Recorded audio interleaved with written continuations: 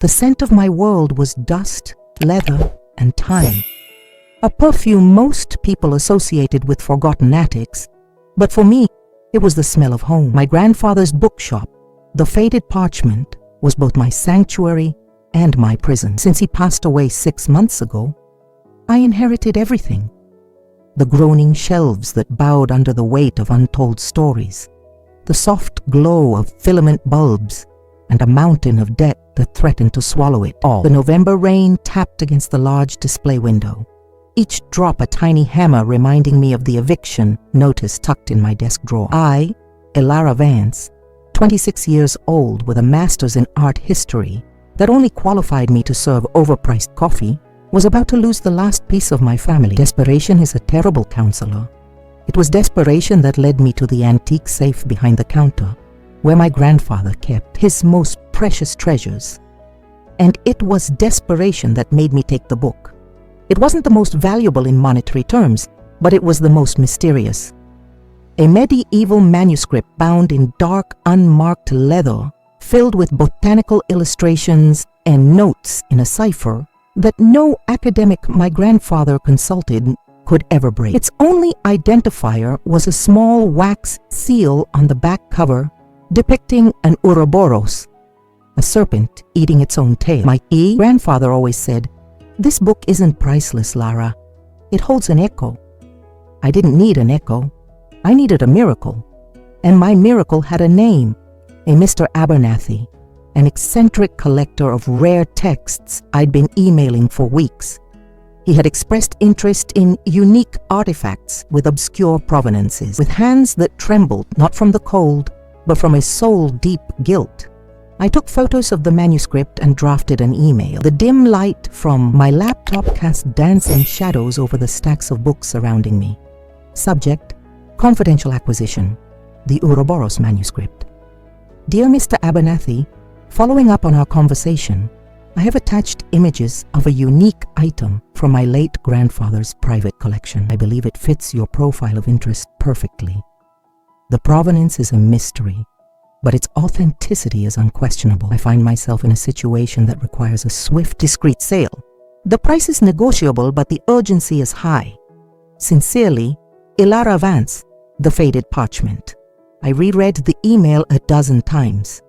Selling the book felt like a betrayal, a sacrilege against my grandfather's memory. But losing the shop would be like erasing that memory forever. Squeezing my eyes shut, I attached the photos and typed in Abernathy's email address, which I'd scribbled on a sticky note, rabernathy.collector@gmail.org. Or was it .com? Exhaustion was clouding my judgment. I went with .org, it sounded more official. I hit send before cowardice could win. A breath of relief and self-loathing escaped me. I closed the laptop and began tidying the shelves, the manual labor a balm for my chaotic mind. 15 minutes later, my phone buzzed with a new email notification. My heart leaped. That was fast. Abernathy must be truly interested. I opened the email, but the sender wasn't Mr. Abernathy. The address was an indecipherable string of letters and numbers, and there was no subject line. The body of the message contained only 4 words. Where did you get this? A chill snaked down my spine. The question wasn't curious. It was accusatory. Cold. I quickly typed a reply, assuming it was a mistake. Maybe a spam email that had slipped through the filter. I'm sorry. I believe you received this email in error. Please disregard. The response was immediate. So fast it felt as if it had been typed before I'd even finished sending my own message. I don't make errors. And I don't ask questions twice. Where did you get the Ouroboros manuscript? My blood ran cold. He knew the name I had invented for the subject line. This was no spammer. I had sent the email to the wrong person, the terribly, horribly wrong person. My instinct screamed at me not to reply, to delete the conversation, and pray that whoever was on the other end would forget me. But how could they forget a manuscript like that? My phone buzzed again. This time, it was an image, a satellite view from Google Maps, with a red pin dropped precisely on the roof of my bookshop. Below the image, a single sentence. You have a leak in the gutter on the west side of your roof. With my heart hammering against my ribs, I scrambled to the back of the shop, where a small window overlooked the side alley. I looked up. The rain was streaming down the brick wall, but on the west side, near the corner, a dark, damp patch was spreading from a gutter choked with leaves. A detail impossible to see from street level. A detail only someone with access to real-time satellite imagery or a drone could possibly know. Panic, cold and sharp, seized me. I stumbled back to the counter, my hands so shaky I could barely hold the phone. "Who are you? What do you want?" I typed. The reply came, not as text, but as a new email. This one contained an attachment, a single audio file. I hesitated for a moment, my thumb hovering over the play button. What would I hear? A threat? A distorted voice? I took a breath and pressed it. It wasn't a voice. It was the soft, rhythmic chime of a bell. The small brass bell that hung on the door of my shop. The one that tinkled every time a customer entered or left. The sound was crystal clear, as if it had been recorded from inside the shop itself. And then I heard it. My own voice, muttering to myself as I dusted a shelf moments before. "Just one more day, Grandpa. Help me hold on for one more day." The phone slipped from my grasp, clattering onto the hardwood floor. They weren't watching from above. They were here, or they had been. The air in the shop suddenly felt heavy, oppressive. Every shadow seemed to writhe.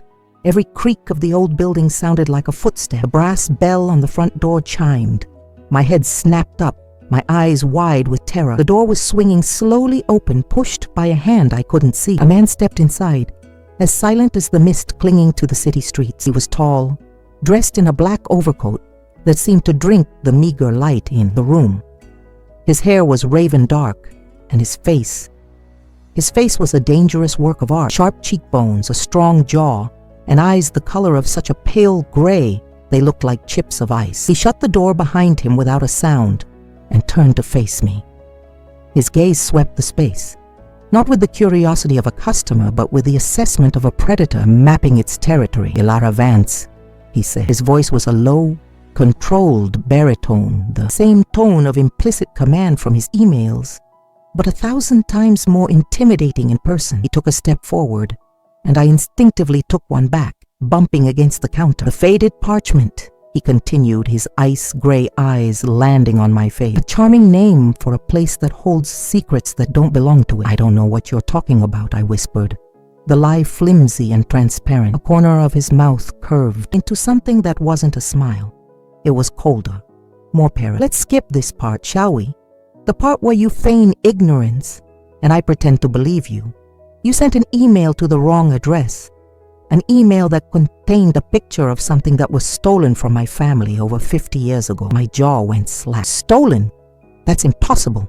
This book, it belonged to my grandfather for decades." "Your grandfather," he said, the tone, neutral yet loaded with meaning, was a man of many talents, it seems, acquiring property that wasn't his among them. He took another step, closing the distance until he stood on the opposite side of the counter. He smelled of rain, ozone, and something expensive and subtle, like old leather and amber. "I am not here to debate your grandfather's morals. I'm here to reclaim what is mine, the manuscript. And if I don't give it to you?" The question was out before I could stop it. A stupid act of defiance born of fear. His gray eyes narrowed. He didn't threaten me. He didn't raise his voice. He simply looked at me, and in that gaze, I saw the promise of consequences so vast my mind couldn't even begin to comprehend them. "Trust me," he said softly. "You will." At that exact moment, the squeal of tires on wet asphalt shattered the night's quiet. A black sedan, windows tinted to opacity, screeched to a halt in front of the shop, blocking the street. Doors opened, and two burly men in identical ill-fitting suits emerged. Their faces were hard, their movements efficient and menacing. The man before me didn't seem surprised. He didn't even glance toward the window. His focus remained entirely on me, but something in his posture shifted. The calculated calm was replaced by a lethal readiness. "It seems," he said, his voice still dangerously low, "that your errant email didn't just get my attention." The men outside started walking toward the bookshop door. One of them had an unmistakable bulge under his jacket. "Who are they?" I asked, my panic ratcheting higher. The man with the gray eyes finally tore his gaze from me to the door. They are the people the manuscript was originally stolen from, and they are significantly less polite than I am. He looked back at me, and for the first time, I saw a flicker of something besides ice in his eye. Urgency. You have two choices, Elara. You can stay here and try to explain to them how their organization's lost treasure ended up in your shop, or you can come with me. Now, the handle on the front door began to turn. My recommendation? He added, holding his hand out to me over the counter. Choose me. I'm the danger you know. They're the nightmare you don't want to meet. The sound of the lock clicking was the only permission I needed. My decision wasn't a choice. It was a primal instinct for survival. My hand shot across the counter and clasped his. His grip was firm, cold, and shockingly steady. For a man facing down two armed thugs, he was as calm as if he were waiting for a cup of tea. The book, he ordered, his voice a low command that cut through my panic. Where is it? In the safe, I stammered. The moment the words left my mouth, the front door crashed open, the brass bell giving a final frantic jingle before being silenced. Wood splintered. One of the burly men filled the doorway, his eyes scanning the shop, his hand already reaching inside his coat. Julian didn't hesitate. He vaulted over the counter in one fluid, shockingly graceful motion, landing silently beside me. He pulled me down behind the heavy oak of the counter, shielding me with his body. The smell of rain and amber was overwhelming. There's a back door, I whispered, my voice trembling. It leads to the alley. He murmured, his breath warm against my ear. On the hook by the door, he was already moving. Keeping low, he was a shadow flowing through the familiar landscape of my life. The man at the front shouted something in a harsh, guttural language I didn't recognize. The second man was inside now. Heavy footsteps crunched on the shattered remnants of my door. Julian reached the back room. I saw his silhouette against the faint light from the alley window. Then he was back, pressing the cold, heavy manuscript into my hands. Don't drop it. He'd opened the safe. How? He didn't give me time to ask. He grabbed my arm, pulling me toward the back. A loud bang echoed from the main room, followed by the sound of books tumbling from a shelf. They were searching, tearing my world apart. Julian unlocked the back door and pushed me out into the rain-slicked alley. The cold air was a shock to my lungs. He followed, closing the door quietly behind us. Left, he commanded. To the end of the alley. Don't run. Walk fast. It was the hardest thing I'd ever done. My body screamed to flee, to sprint blindly into the night. But I followed his lead, my sneakers slipping on the wet cobblestones as I clutched the heavy manuscript to my chest like a shield. Behind us, I heard the back door of the shop open. A beam of a flashlight cut through the darkness. There, a voice yelled. Now run, Julian said, his hand finding the small of my back, propelling me forward.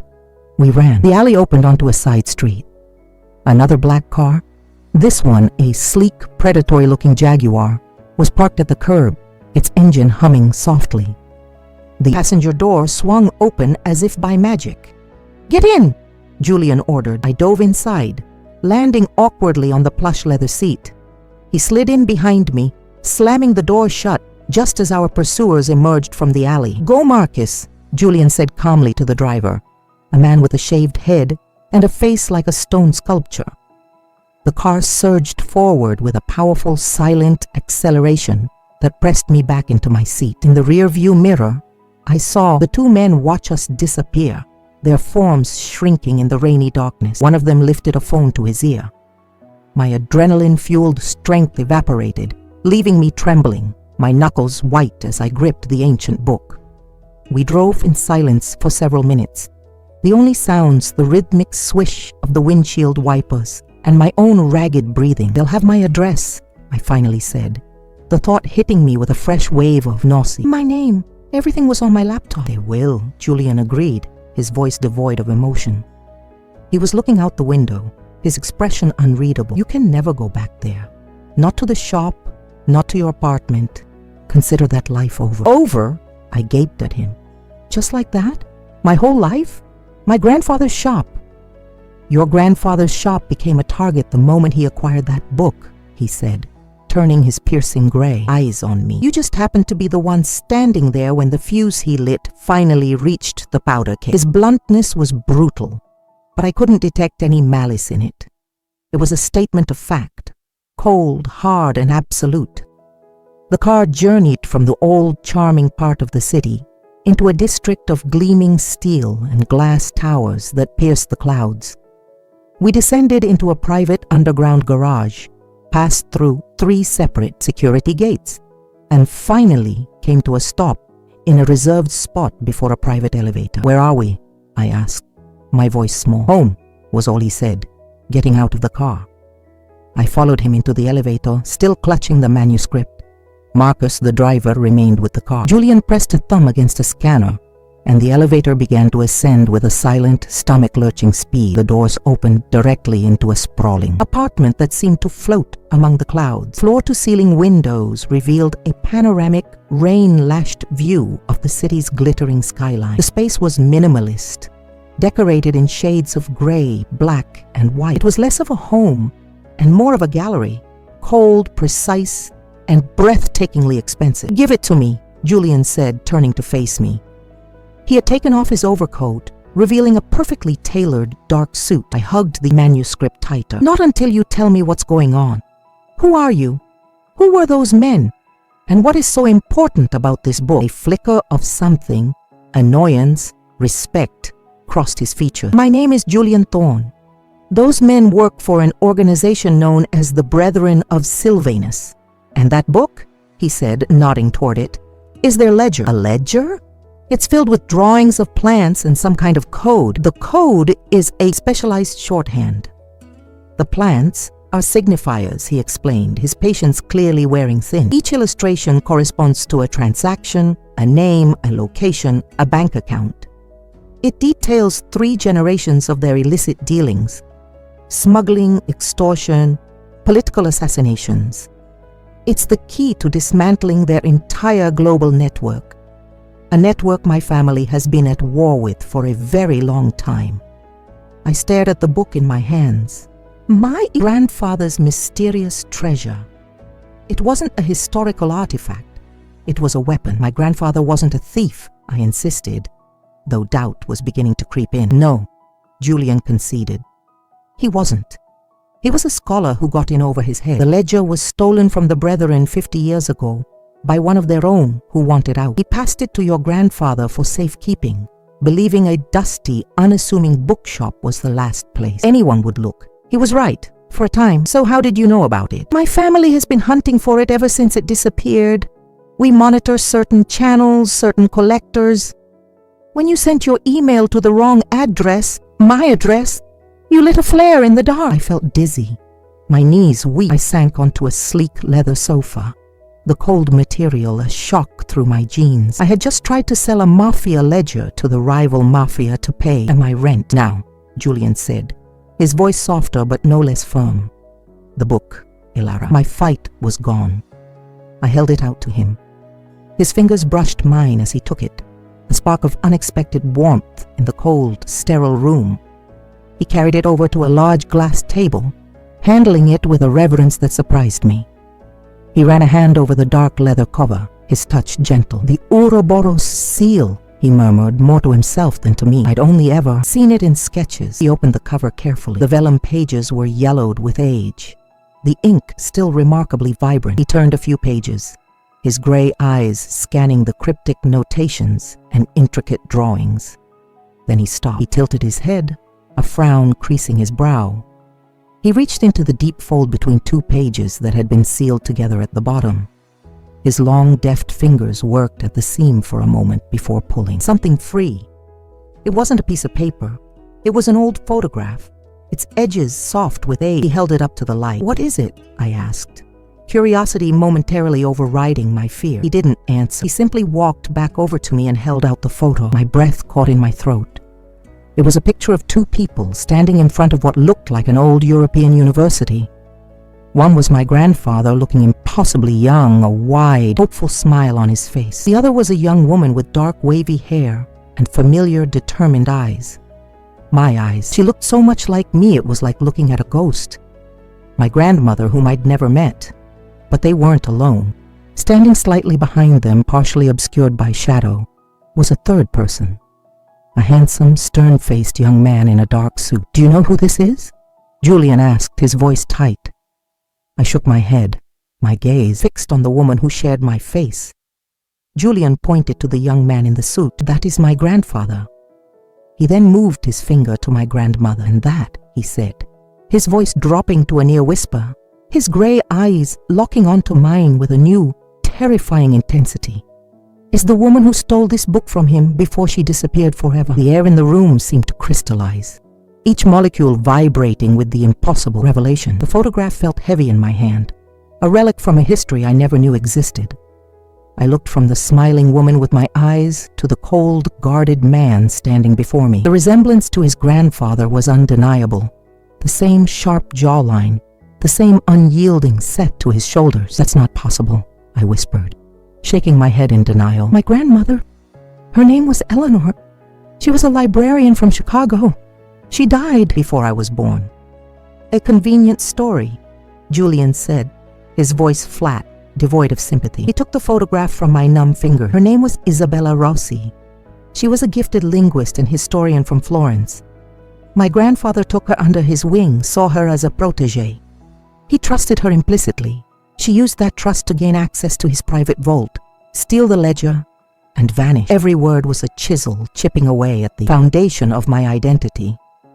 My grandfather, the kind gentleman who taught me to read and smelled of old paper and pipe tobacco, a liar, the keeper of a dangerous 50-year-old secret.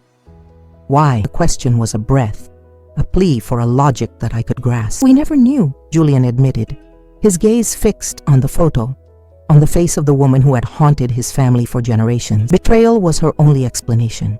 She took the most powerful weapon we had and gave it to our enemy's enemy, your grandfather, before disappearing from the face of the earth. He looked up, and his eyes, cold as a winter storm, settled on me. Until now, it seems she didn't just disappear. She built a new life, had a family, had you. The implication was terrifying. He wasn't just looking at Elara Vance, the broke bookshop owner. He was looking at the legacy of a ghost, the granddaughter of his family's greatest traitor, the living, breathing proof that Isabella Rossi had survived. His demeanor shifted. The rescuer was gone, replaced by the interrogator. "What did your grandfather tell you about her?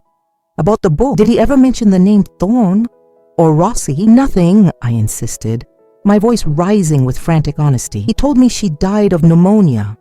He said the book was just a historical curiosity he bought at an estate sale. He never spoke of any of this. I was a loose thread in a tapestry so complex I couldn't see the edges.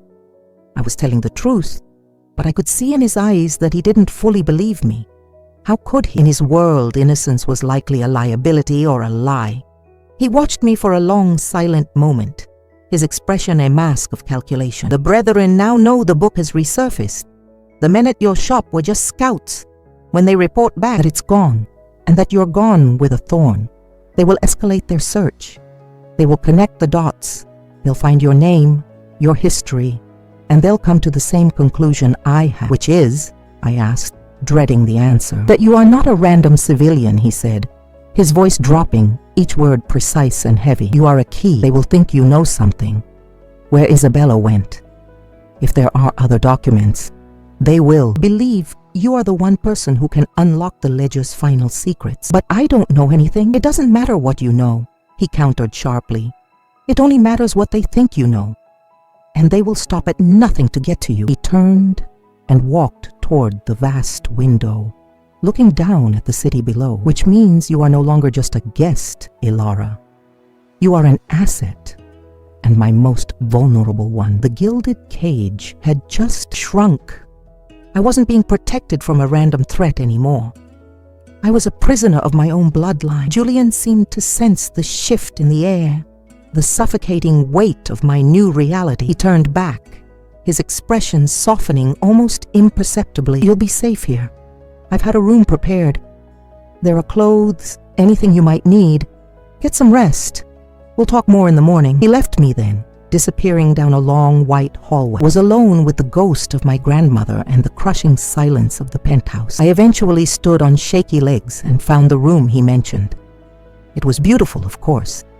A king-sized bed with crisp white linens, a private bathroom carved from marble, and a walk-in closet filled with designer clothes in my exact size.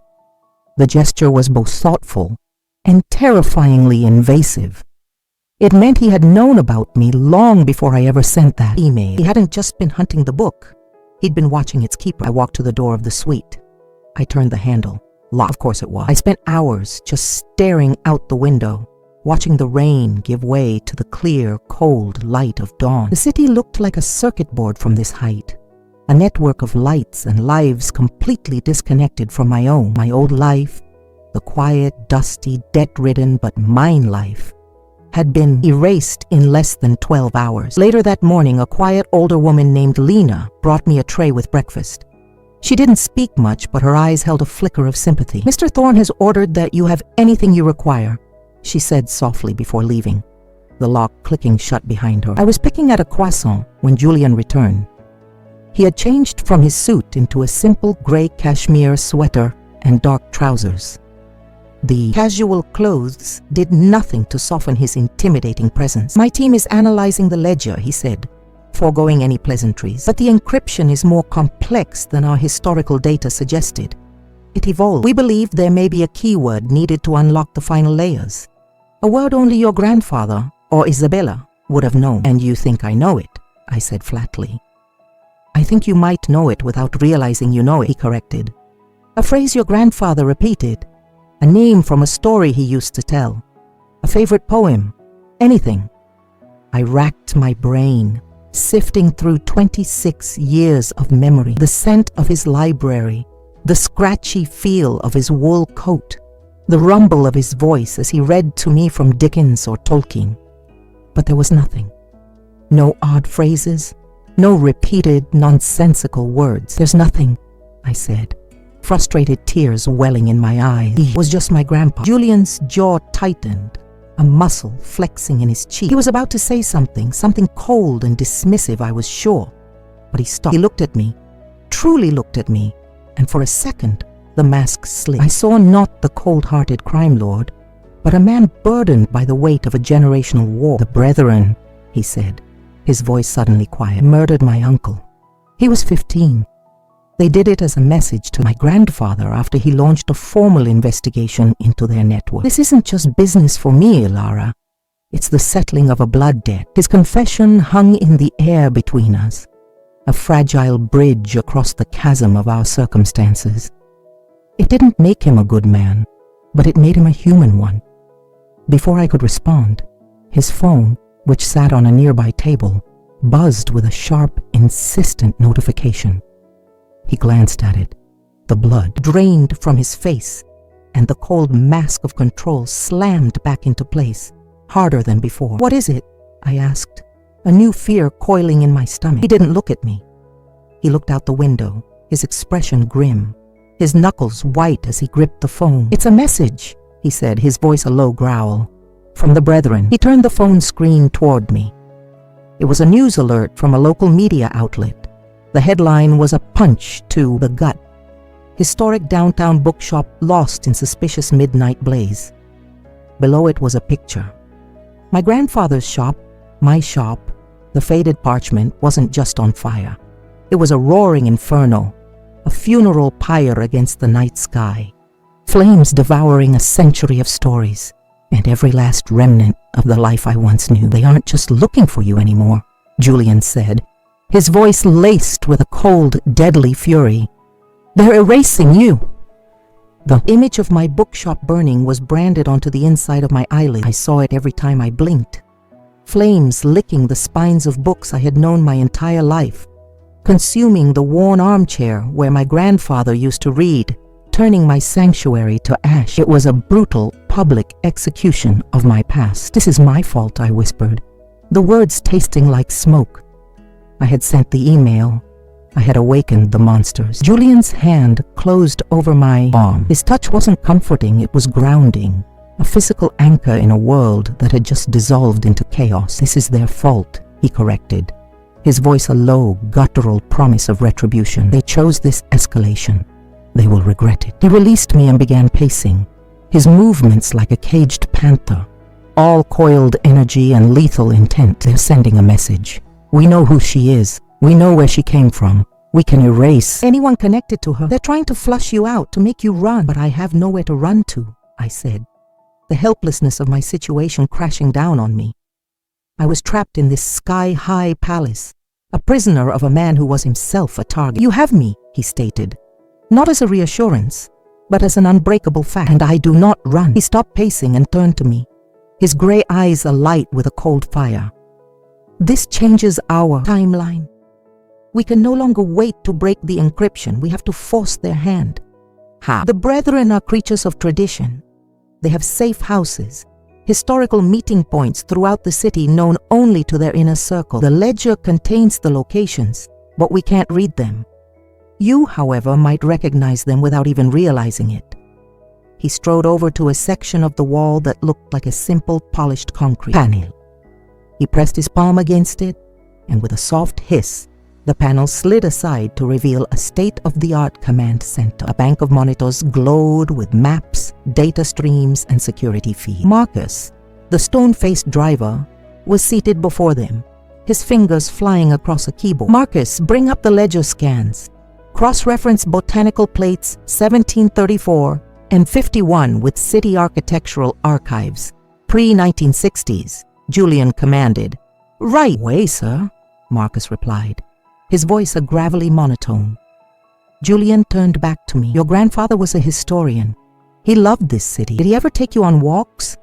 To old churches, forgotten monuments, private clubs?" I closed my eyes, pushing past the image of the fire and delving deeper into the warm, safe memories of my childhood. "Every Sunday," I said softly. He called them our history hunts. We'd visit old places. He'd tell me their stories, the ones that weren't in the official guidebooks. "Tell me about them," Julian urged, his intensity focused on me like a laser. "Every detail, Elara, no matter how small." And so, I talked. For hours, I resurrected the ghosts of those Sundays. I described the crumbling gargoyles on the facade of the St. Giles Cathedral, the hidden courtyard behind the old merchant's guild hall, with its wrought iron fountain shaped like a griffin, the musty smell of the private Athenaeum library, where the clock on the wall had been stopped at 3:17 for over 100 years. As I spoke, Marcus worked silently and efficiently. He pulled up images on the main screen, a grainy black and white photo of the Griffin Fountain, architectural blueprints of the Athenaeum's basement, a satellite view of the cathedral's bell tower. Julian watched, listening to every word, his eyes darting between my face and the screen, searching for a connection. "The Athenaeum," I said, a specific memory surfacing. "There was a room in the basement behind a bookshelf. Vovo called it the quiet room. He said it was where the city's founders made a secret pact. He made me promise never to tell anyone about it. I had thought it was a game, a way to make history more exciting for a little girl." Julian's head snapped toward Marcus. "The Athenaeum, plate 34. The illustration is of an aconitum monk's hood. What are the notes?" Marcus typed for a moment. "The cipher corresponds to a date and a time, sir. Tomorrow, midnight. And the phrase, 'The bell tolls for the silent.'" Julian's eyes locked onto mine. "The clock is stopped. Silent. St. Giles Cathedral has a bell tower. The quiet room. It's not a historical fantasy, Elara. It's a meeting point. We had found one. A tremor of something. Fear, excitement, a terrifying sense of purpose ran through me. I wasn't just a victim anymore. I was a part of the hunt. "They'll be meeting to discuss the ledger, to plan their next move against me," I reasoned. "Precisely," Julian said, "and we will be waiting for them." He turned to Marcus. "Assemble the team, full tactical. I want satellite, thermal, and audio surveillance on that entire city block by sundown." The rest of the day was a blur of preparations, men I'd never seen before, all with the same hard eyes and quiet efficiency as Marcus, came and went from the penthouse. I was relegated to my room, the quiet observer of a machine of war gearing up for battle. Julian was in his element, a general commanding his troops, his focus absolute. As night fell, he came to my room. He was dressed in black tactical gear, a stark contrast to his usual tailored suits. The cold predator was gone, replaced by a seasoned warrior. "I'm leaving now," he said. "You'll stay here with Lena. No one gets in or out. You will be safe." "You're going yourself?" I asked, a knot of anxiety tightening in my chest. "I don't delegate work like this," he said simply. "I need to see their faces, hear their plans. I need to know exactly what we're up against." He paused at the door, his hand on the handle. He looked back at me, and for a moment, the warrior facade cracked. "Your grandfather was a braver man than I gave him credit for. To live with this secret, to protect it, to protect you. For so long, the unexpected praise for the man he had once called a thief left me speechless." He gave a slight, almost imperceptible nod, locked the door behind me, and then he was gone. The hours that followed were the longest of my life. I couldn't sit still. I paced the luxurious confines of my room, every distant siren on the street below, sending a fresh jolt of fear through me. I imagined a dozen horrible scenarios, a trap, an ambush, Julian overwhelmed. Why did I even care? He was my captor, a dangerous man from a violent world, but he was also my protector, the only thing standing between me and the people who had burned my life to the ground. The lines were blurring, my emotions a tangled, confusing mess. It was nearly 3 a.m. when I heard the soft click of the lock on my door. I spun around, my heart in my throat. Julian stood in the doorway. He was alive, but he was hurt. His left arm was in a makeshift sling, the black fabric of his sleeve stained with a darker, glistening patch of crimson. A fresh cut ran along his sharp jawline, and a deep exhaustion was etched into every line of his face. But his eyes burned with a triumphant, terrifying light. "It went well then?" I asked, my voice barely a whisper. "They walked into the trap," he said, moving into the room and unbuckling the gear with his good hand. "We now have voice prints, facial recognition, and tactical assessments of their entire leadership council. Everything we need to dismantle them." He winced as he shrugged off the heavy vest. "But they were expecting trouble, not from me, specifically, from a rival. It seems your email wasn't the only flare you lit." "What do you mean?" He walked over to the minibar, pouring a glass of whiskey with a slightly unsteady hand. He tossed it back in one go. "One of their leaders was complaining about a new player, an anonymous aggressive buyer who has been snatching up historical artifacts linked to the Brethren's founding families. Someone is hunting their history, digging into their roots. Someone else knows the ledger is in play." He turned to face me, his gray eyes piercing me with their intensity. "The buyer is using an encrypted email server with a familiar signature. The same one you used, Elara. Gmail." Oh, my blood turned to ice. "Mr. Abernathy," I breathed. "It was a setup," Julian confirmed, his voice deadly serious. "The Abernathy persona was a ghost, a false identity created to lure out anyone who might have the ledger. You didn't just email me by mistake. You emailed a second, hidden enemy, one who now knows you exist." He took a step closer, the space between us charged with this new, terrifying revelation. "We aren't just fighting the Brethren anymore. We're in a three-way war. And you, my dear Elara, are the prize." The revelation that a third, unknown player was in the game changed everything. The gilded cage of the penthouse no longer felt like a fortress. It felt like the center of a target. Julian's injury, the grim set of his jaw, the fire in his eyes, it all pointed to a war that had just become terrifyingly personal. "We need the keyword," Julian stated, his voice a low growl of urgency. Lena was expertly tending to the gash on his arm, her movements swift and practiced. It was clearly not the first time she had patched him up. "The Brethren and this ghost, this Abernathy, they are both converging on you. The ledger is our only offensive weapon. Without a final layer of data, we are simply defending. And in a war on two fronts, defense is a slow death." My mind was a whirlwind of half-remembered lullabies, book titles, and inside jokes between a girl and her grandfather. Nothing felt significant enough to be the key to a criminal empire's secrets. "I've told you everything, Julian. There's nothing." "Think, Elara," he pressed, his gaze so intense I felt it could see into my soul. "Isabella left the ledger with him. She trusted him. They shared a history. What did they share? And then it hit me. Not a word, but an image. A memory so mundane I had never considered it. The seal, I whispered, my eyes widening. The Ouroboros, the serpent eating its tail. Julian looked at me, a question in his eye. It wasn't just on the book, I explained, the memory solidifying. My grandfather had a print of it, a medieval woodcut of an Ouroboros, framed and hanging in his office at the back of the shop. It was the only piece of art he ever framed. He used to say it was a gift from Eleanor. Julian went perfectly still, his focus absolute. A gift. What else? There was a quote at the bottom, I said, closing my eyes to picture it. In Latin. It was his favorite. In my end is my beginning. Julian's breath hitched. He looked at Marcus, who was already at the keyboard. Try it, Julian commanded, his voice tight with anticipation. The full phrase, as the key. Marcus's fingers flew. On the screen, the lines of ancient cryptic text began to shift. They rearranged themselves, morphing from nonsensical symbols into neat columns of names, dates, and account numbers. It was like watching a ghost finally take form. We had it, everything. The Brethren's entire history of sins laid bare. Get me a location on their main server, Julian ordered, and find me everything you can on the electronic signature of our Mr. Abernathy. But as Marcus worked, a sudden chilling realization dawned on me. The print, the key. It wasn't hidden. It was displayed in plain sight in my grandfather's office for 50 years.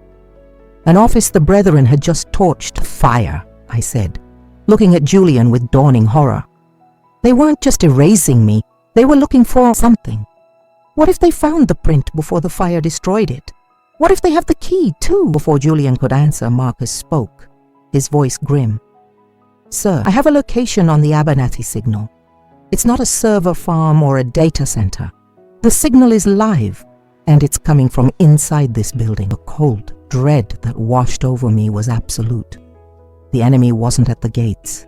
They were already inside. Julian's eyes scanned the room, his hand instinctively going to the small firearm, now strapped to his ankle. Lena quietly slipped out of the room, her expression calm, but her eyes alert. How is that possible? Julian demanded. The signal is heavily shielded, bouncing off a dozen proxies, Marcus explained. But the source is here, on a private encrypted network. There's only one other in this building with that capability. Julian didn't need him to finish.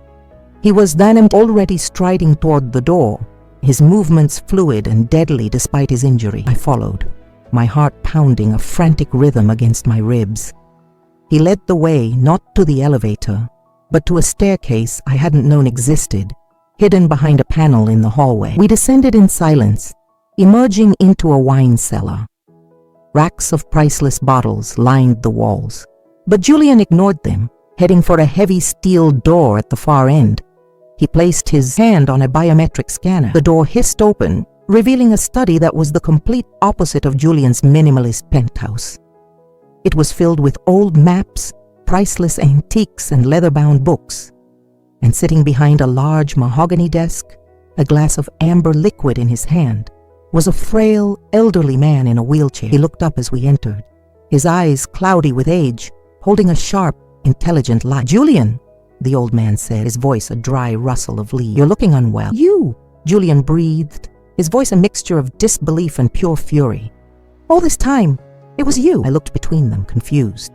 The old man's gaze shifted to me, and a strange, sad smile touched his lips. Ah, he said softly. Isabella's granddaughter. You have her eyes. She was a brilliant woman and a foolish one. Who is he? I demanded, looking at Julian. Julian's face was a mask of stone. This is Alistair Thorne, he said, his voice dripping with venom. My grandfather's younger brother. My great-uncle. Alistair chuckled, a dry, rattling sound. I created the Abernathy persona years ago, my dear. A net to catch a ghost. I knew that one day the ledger would surface. The book you sent your little email about. It's a fake. What? Julian and I said in unison. Oh, the information inside is real enough, Alistair explained, taking a slow sip of his drink. A perfect copy.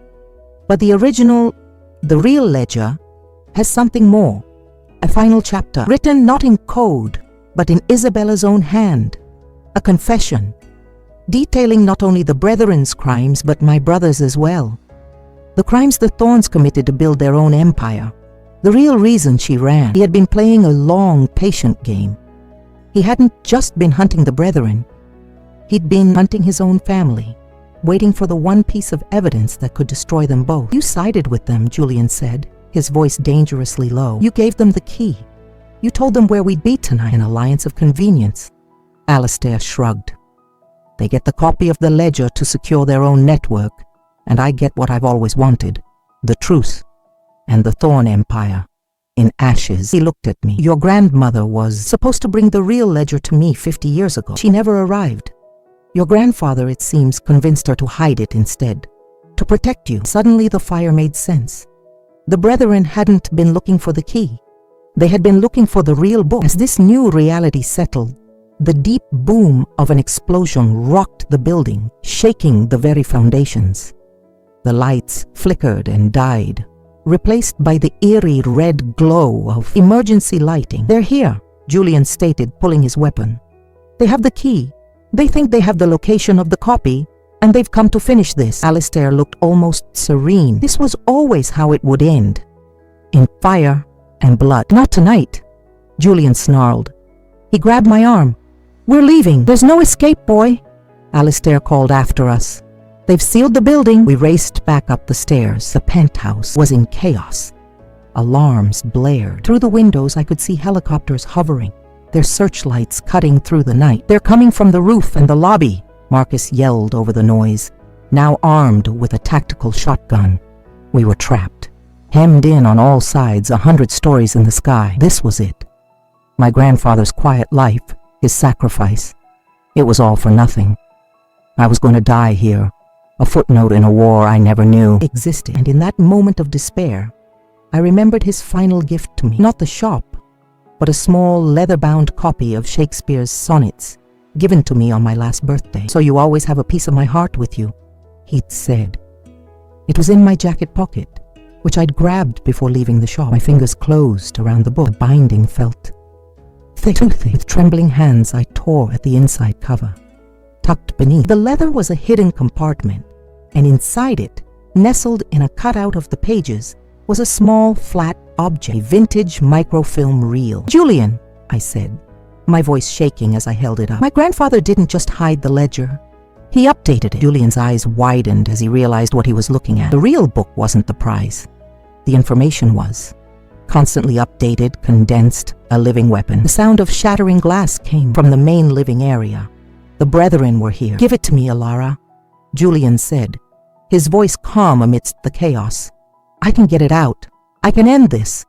But you have to trust me. I looked at him, the dangerous stranger who had become my reluctant protector. I saw the warrior, the crime lord, but I also saw the man avenging his family, the man who had shown me a flicker of something human. I saw the echo of his grandfather in an old photograph, standing next to the ghost of mine.